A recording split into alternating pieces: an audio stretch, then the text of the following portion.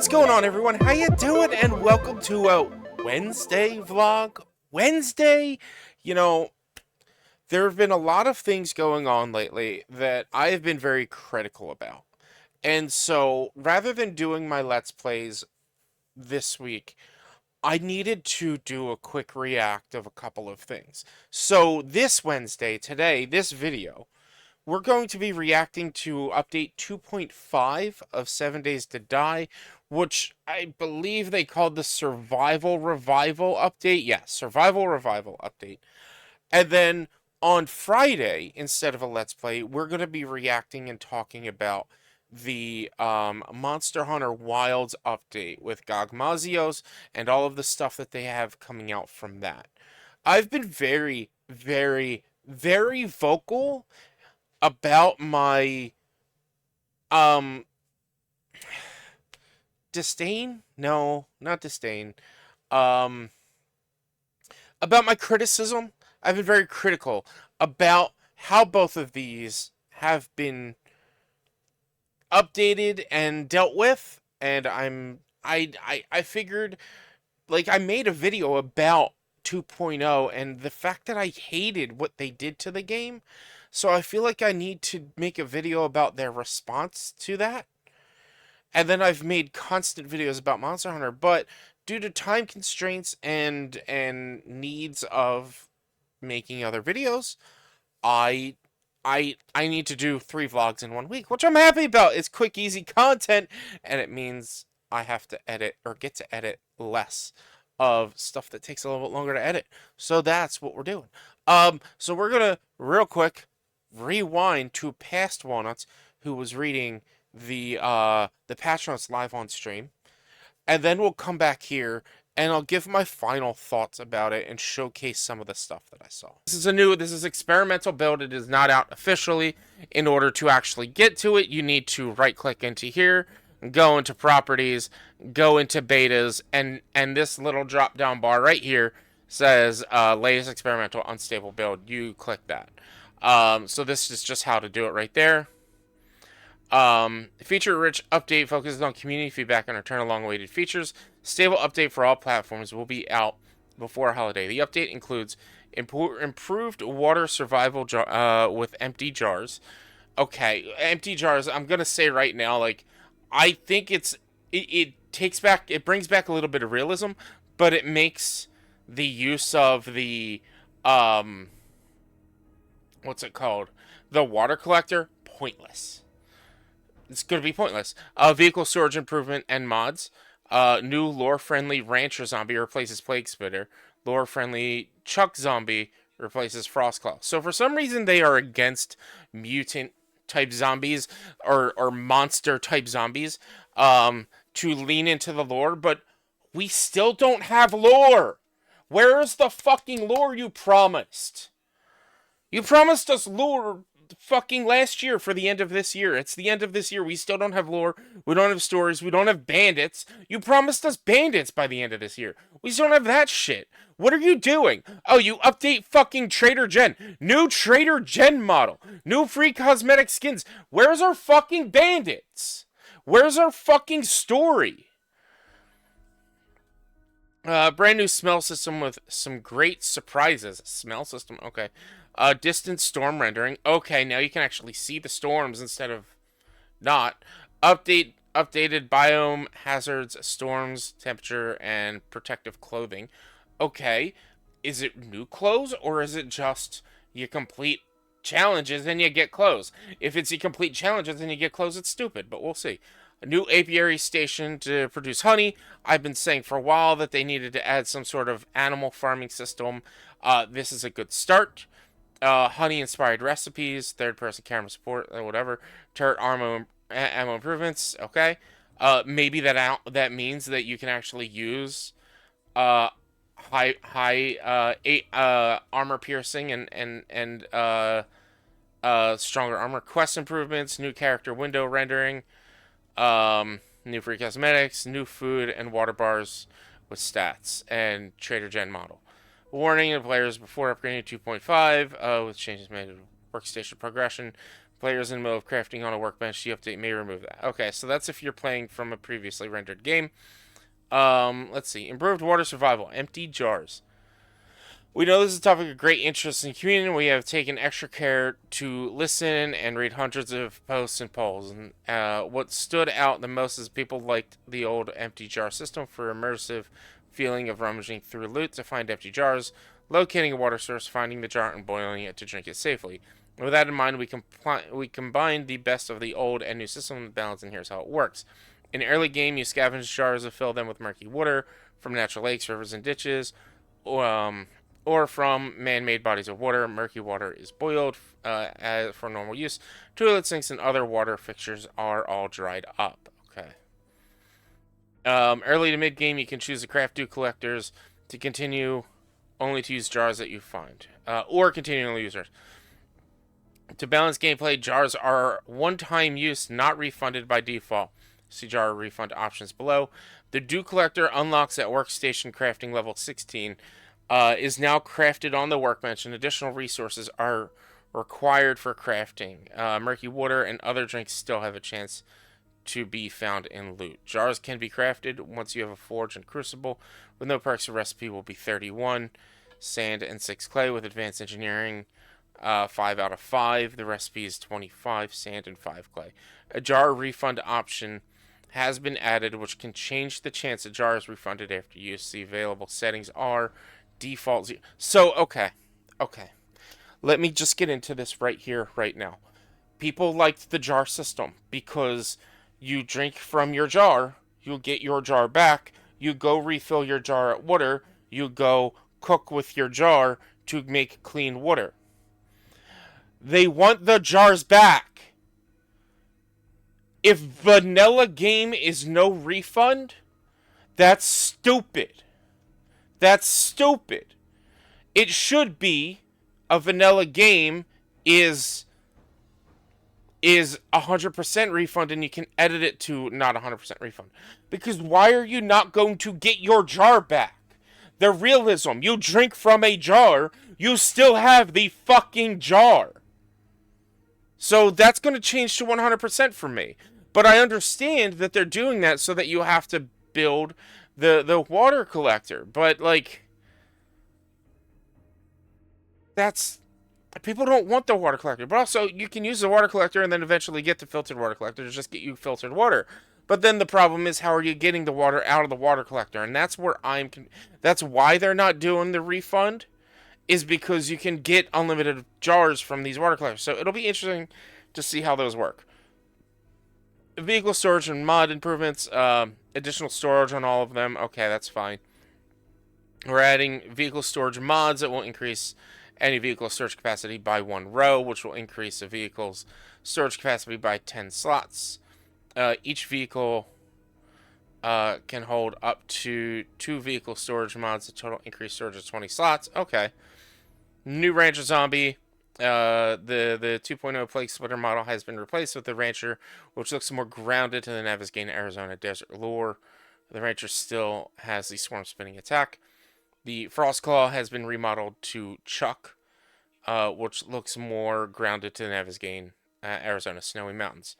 Smell system. We've added a new smell system in the game with some great improvements from the classic smell system.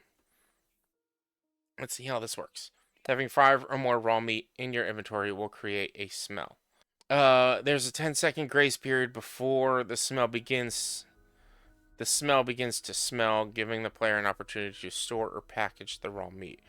Raw meat smells have a distance in meters they travel, which will be displayed on the left of the buff pop out with a nose icon on it. The distance number on the buff HUD will grow over time until it reaches maximum distance. The more raw meat you carry, the longer the smell distance. Once the smell reaches maximum distance, it will linger in the air for a short time period, represented by a slowly decreasing HUD number, until the smell dissipates and a number decreases at a faster rate. There are several ways you can prevent raw smell. Packaging raw meat in bundles of 5 using paper and plant fibers. Okay, that's cool. Storing raw meat in vehicle or storage container. Okay, that's neat. That's neat. Like, that actually brings survival aspects to it. Consuming food raw causes smells, so Consuming food now causes smells, so you need to be careful when and what you eat. Many consumables now have a smell distance stat. Consuming multiple items in a row will cause confined smell distance. The flatulence the player makes from dysentery will cause a smell. Smells combined have a maximum cumulative distance of 100 meters. Smells do not travel as far when indoors or sheltered and are reduced to 20% their full distance and will dynamically shrink or grow when you go inside or outside. Your current smell can be cleared by submerging yourself in water. When smells reach zombies, they will randomly detect the smell, move in that direction, and at the desired smell, run speed setting, in the game options under the smell mode. Smells will also add to the stealth meter value. Animal carcasses can now be smelled from further away. Um, there's a new game AI smell mode, which can be set off, walk, run, jog, speed, nightmare, but defaults to run. You can disable that. Okay, yeah, that's cool. That's cool. They make it add more of a bit of realistic survival because zombies smell things. Distant storm rendering. A new system has been added that will render storm clouds in neighboring biomes. This early warning indicator will help players prepare before they enter the area. Each biome has its own unique visual effects particle system. Biome hazard storm, temperature, protective clothing. Biome hazard storms, temperature, and protective clothing now all act independently, creating a more dynamic, unpredictable struggle against the elements. Here's the changes and additions. The biome hazards. Biome hazards and progression have been reworked with new belt messages, icons, and item descriptions to reflect more immersive face covering gear and protection provided against airborne hazards, including burnt biome, smoke and ash, desert biome, sand and dust, snow biome, brutal cold air, wasteland biome, toxic. Biome hazards and progression have been reworked with new belt messages, icons, and item descriptions. All right, storms.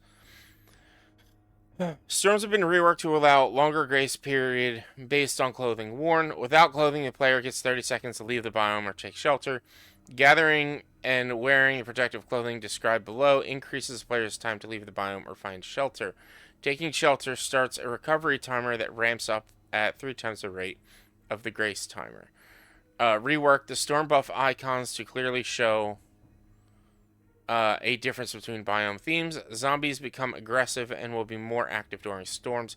Zombies have a higher chance of dropping loot during storms. Okay, so storms may be a little bit more worthwhile, but it still sounds like you need the gear in order to protect yourself, but at least now the gear will protect you during a storm, which is good. It doesn't halt gameplay. Temperature. Added back a more intuitive implementation of older temperature system.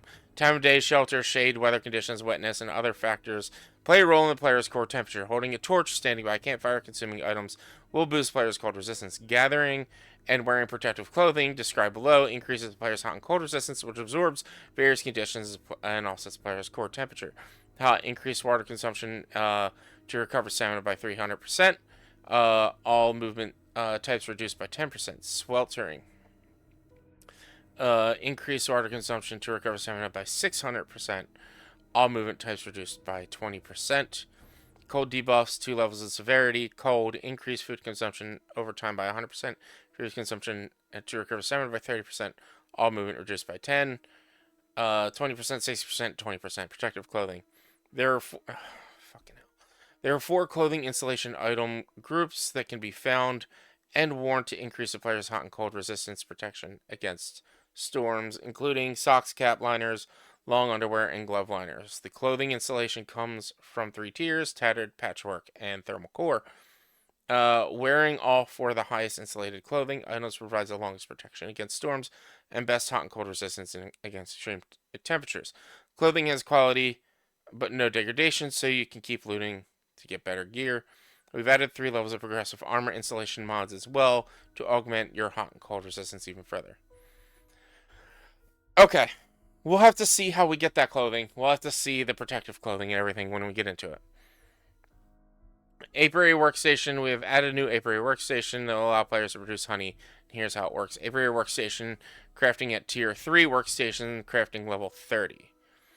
Once unlocked, the player can craft an apiary workstation And there's the recipe harvested in tree stumps and found in loot drops from the new Rancher's Army, formerly the Plague Spitter. So 5 beeswax from stumps or killing the Plague Spitters.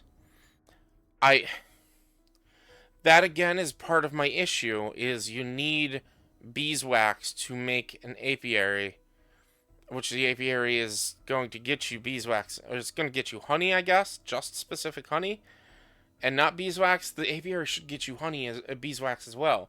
Beeswax should be something you can eat. Once the player crafts the apiary workstation, it needs to be fueled by 10 sandstone, 10 goldenrod, or 10 cotton. The apiary workstation will output 1 honey every 2 days. Opening an apiary has a small chance of spawning an angry bee swarm. The apiary workstation can be upgraded with 3 tool slots, including the smoker, which removes the chance of the angry horde, brood box, which doubles the honey that can be stored, and extractor doubles how fast honey is produced. New recipes along with the apiary offers some healing benefits. Honey tea not only does it hydrate, it cures infection. Honey glazed sham, new favorite meat substitute, just got better. And honey brisket, the ultimate survival food, offers a whopping 150 food points and heals your infections. Okay, cool. Third person camera, I don't use it. I'm not gonna go through that. Keybinds, keybind changes quick action menu. Hold this. Let's see. Gamepad, turret ammo improvements, universal ammo capabilities. The turrets now accept all ammo tiers, giving you flexibility in managing your defensive resources. Use standard ammo for regular threats and save premium ammunition for Horde Knights. That is good because in end game I was getting so much armor piercing ammo that I had to take time to make regular ammo to make it worthwhile to use the turrets. So that's good, because now when you're gathering all this ammo, you can actually use it. Entity piercing, advanced entity piercing mechanics for high tier ammunition are currently work in progress and will be refined in upcoming updates. Ammo type benefits, different ammunition, now distinct advantages. Alright, quest improvements. The starter quest and the opening trader routes quest will only direct players to traders that have the highest number of nearby quest locations by them or near cities. Traders will now show up to 7 quests in each tier list and will offer them a new algorithm that picks 3 near, 3 mid, and 1 far, giving more variety of quest offering, improving odds for higher tier quest offerings. Okay, that's cool. We've added a new rendering system to the in-game character window. The characters are now rendered in a perspective camera with view with 4-point lighting. Okay, who cares? New free cosmetic skins, new Trader Jen model. Again, why do we need Trader Jen? Like, why did you need to update Trader Jen? It wasn't needed.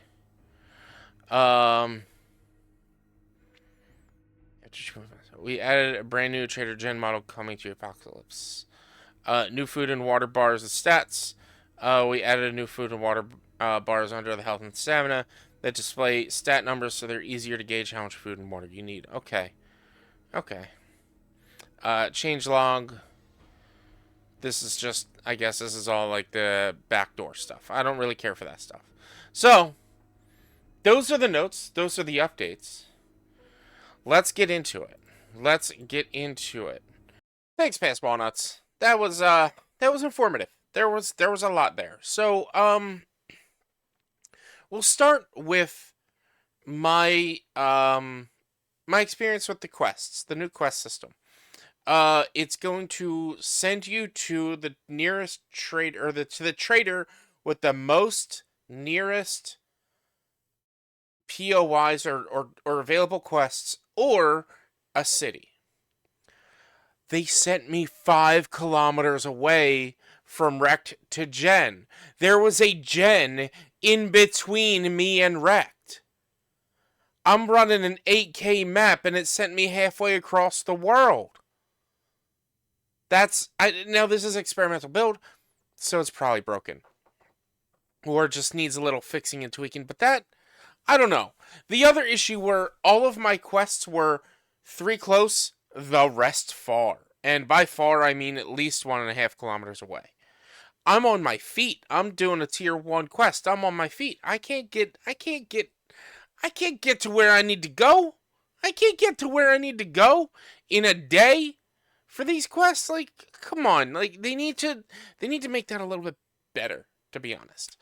Um, the updates and changes on the zombies, the frost claw, and the plague spitter, I didn't really see a need to change it, but they're trying to put it back into realism and lore, like similar lore or whatever, lore friendly. But like, if you're trying to bring it into realism, why do my glass jars disappear? Huh? Why does my dew collector collect murky water and not clean water right away? If you set up a dew collector, it collects clean water. It doesn't collect dirty water. Like, you're making excuses, and it's silly excuses because you got the zombie bears, you got the zombie dogs, you got the dire wolves.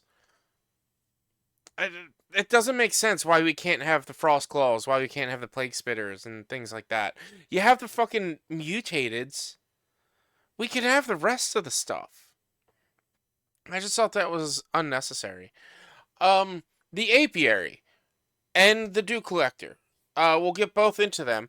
The dew collector requires you to be at like you get to level 14 for the reading skill. Apiary requires you to get to level 3. Yet again, my biggest complaint about this game is the books. I played for like 6 hours. I got to day 5. I do horde days on day 5. I got to day 5. I got to my first horde. I was like level 20 something. I was playing double experience. I only read 4 Forge books. 4. I barely got the Forge. I barely got the Forge. I didn't even got the workstation. You need to stop with these fucking books. You need to get rid of that system. That system breaks this fucking game. I would much rather craft a bunch of things and break them down and then craft them again so that I can make my forge, so that I can use stuff in the forge to make my workstation, use stuff in my workstation to make the chem station or this or that. Like, action skills. That's how real life works. If you want realism, like you do with these fucking zombies, then you want realism like this. And it doesn't work. Jars. I had my jars set to 90% refresh reload rate or whatever it was, 90% respawn rate. And honestly, that was good. I think I don't maybe we don't need at 100%, maybe 90%, maybe 80%, something like that. But I think vanilla should be a high percentage, and if people want a challenge, get to a low percentage. Especially since we have to rely on these fucking books still to get the things that make survival easier. Now, yes, this is a survival revival update, and so therefore, you're making it harder. You're making the survival the forefront of the game, which is supposed to be. But a glass fucking jar does not break when you drink from it. You should not lose your glass jar when you drink from your glass jar, or when you pour your glass jar into your your pot to make boiled water. Like, you should not lose your glass jar. You should get your glass jar back. That's how these glass jars should work. Maybe you should have to use your glass jar to get the water out of the dew collector, and the dew collector should just automatically be clean water. Maybe that's how that should work. So that this way you're still getting the dirty water and boiling it, and then you're getting the clean water and then boiling it, but you have to have a glass jar in order to get your clean water from your dew collector. Maybe you should be able to get 20 fucking water bottles or water jars, put them in your dew collector, and over the course of a day or two, it just generates. Because the apiary does something similar. You put stuff in that, you put flowers into it, and over the course of a day, it will generate however much it can, usually 1 to 2, depending on your upgrades. That's how the dew collector should work now. If you have your glass jars, you should have to put them into the dew collector to get clean water. Or you get murky water without putting them in there. And then you still have to boil it. Like, that just makes sense. It makes sense. So, like, the traders kind of still, the trader quest, like I said, they sent me 5 kilometers away. It's kind of freaking broken right now. Like, it's an experimental update, but They need to work on it. The best thing they did with this update was they fixed the storms, the storm cycle. They fixed the fact that you cannot be outside during a storm, and you now get about 2.5 minutes before you start being affected by the storm. But you can go in somewhere, refresh that, and then get back out there and go do your thing.